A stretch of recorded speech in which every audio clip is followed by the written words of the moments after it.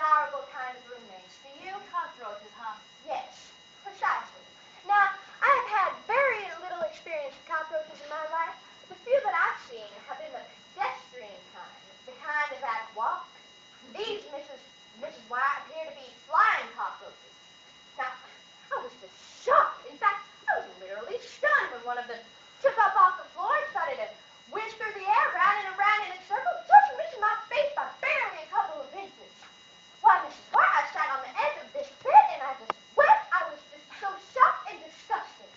Imagine, flying cockroaches, something I never dreamed to be in existence, just whizzing around and around in front of my face.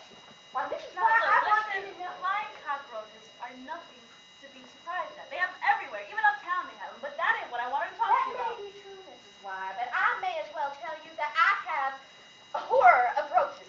Even the plain, old-fashioned pedestrian kind. As for this kind that flies, if I'm going to stay here, these cockroaches must be got rid of and got rid of at once. And how am I supposed to stop them flying cockroaches from flying in through the window? That ain't what I wanted to talk to you, though. I don't know how, Mrs. White, but there certainly must be a method. All I know is that if I will sleep here one more night, why, if I woke up in the middle of the night and found one on my bed, I'd have a convulsion. I swear to goodness, I'd simply die of convulsions. Well, if you'll excuse me for saying so, Mrs. Hardshell Moore, you're much more likely to die from over-drinking than cockroach convulsions. Oh, what's this here? Larkspur Lotion, well.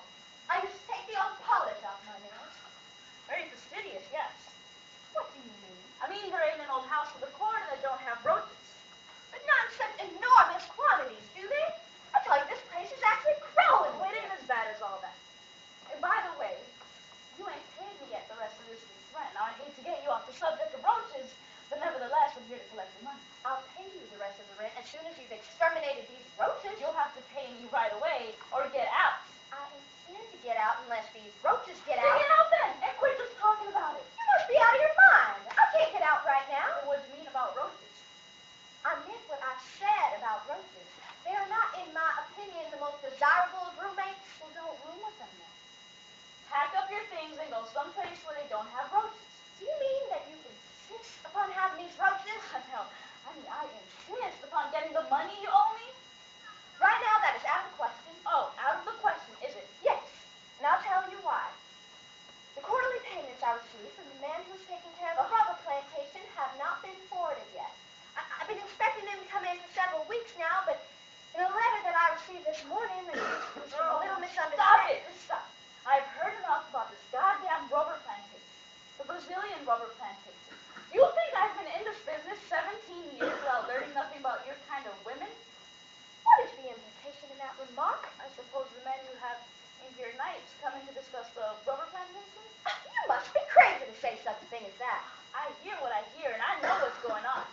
I know you spy. I know you listen at doors. I never spy, and I never listen at doors. The first thing a landlady in the French Quarter learns is not to hear and not to see, but only to collect the money. Now, as long as that comes in, okay, I'm blind, I'm deaf, I'm dumb, but as soon as it stops, I recover my hearing and my sight and the use of my voice. And if necessary, I go down to the phone and I call up the chief of police, who happens to be an in-law of my sister. Now, I heard last night that argument over money. What argument? What money? Oh, he shouted so loud I had to shut the front windows to keep the noise from carrying out into the street. And I heard no mention of any rubber plantation, but plenty of other things were plainly referred to in that midnight conversation you had. Larkspur Lotion to take the polish off the nails. Am I in my infancy, huh? Am I? That's right on the par with the wonderful rubber plantation. Stop! Oh, it's you. Stop persecuting this woman. Second Mr. Shakespeare enters the I heard your demon howling in my sleep. sleep. I think what you mean is drunken stupor. I rest because of my illness. I got no right to... Alcoholic. Don't try to pull that beautiful wool over my eyes. But I'm glad you come in just now. Now I repeat for your benefit what I said to this woman. I'm done with deadbeats. Completely fed up with all you quarter-ass, half-breed drunkards, degenerates who try to get by on promises, lies, and delusions. Please stop shrieking! It's not necessary! You with your Brazilian rubber plantation, that coat of arms that you got from the junk shop, the woman who sold it told me. Oh, one of the Habsburgs, yes, a titled lady.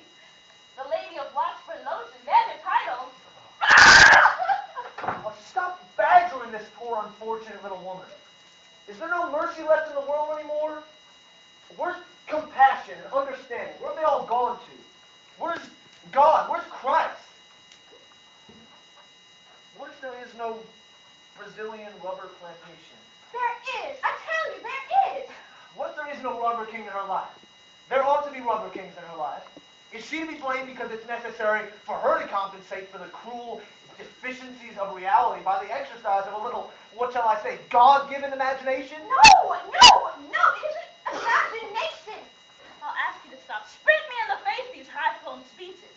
You with your 780-page masterpiece, that's right on the par with the wonderful rubber plantation as far as the use of imagination is concerned. Well, now, what if I am? Suppose there is no 780-page masterpiece in existence. What of that, Mrs. Wire? Suppose there is, in existence, no masterpiece whatsoever, but just a very few vain scribblings on my trunk body. Suppose I wanted to be a great artist, but I lacked the force and the power. Suppose that my books fell short of their final chapter. Even my verses languished uncompleted. Suppose the curtains of my exalted fancy rose on magnificent dramas, but the house lights darkened before the curtains fell. Suppose all these unfortunate things are true. And suppose that I, stumbling from bar to bar, from drink to drink, till at last I sprawl on the lice-infected mattress of this brothel. Suppose that I, to make this nightmare bearable for as long as I must continue to be the helpless protagonist of it, suppose that I ornament, illuminate, glorify with dreams, and fictions, and fancies, such as the existence of a 780-page masterpiece, impending Broadway production, marvelous volumes of verse in the hands of publishers, only waiting for signatures to release them. Suppose I live in this world of pitiful fiction. What satisfaction can it give you, good woman, to tear it to pieces, crush it, call it a lie? I tell you this, now listen. There are no lies but the lies stuffed in the mouth by the hard-knuckled hand of need, the cold iron fist of necessity, Mrs. Wire. So I am a liar, yes. But your world is built on a lie. Your world is a hideous fabrication of lies. Lies! Lies! Now, I've said my say, and I've no money to give you, so get out and leave this woman alone. Leave her alone. Go on. Get out. Get away. Tomorrow morning, money or out you go. The both of you together. 780-page masterpiece and Brazilian rubber plantation. Ugh! Follow me!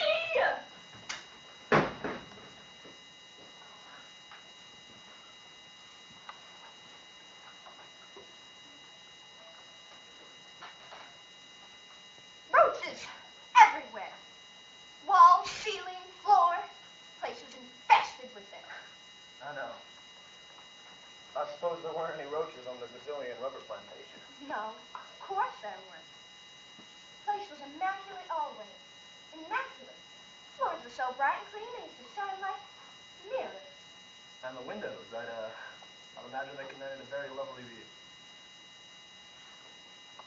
Rather lovely. How far was it from the Mediterranean? In the Mediterranean? Only a mile or two. On a very clear morning, I dare say it was possible to make out the white chalk cliffs of Dover across the channel. Yes, very clear weather? It was. Thank you, Mr. Chekhov. Anton Pavlovich.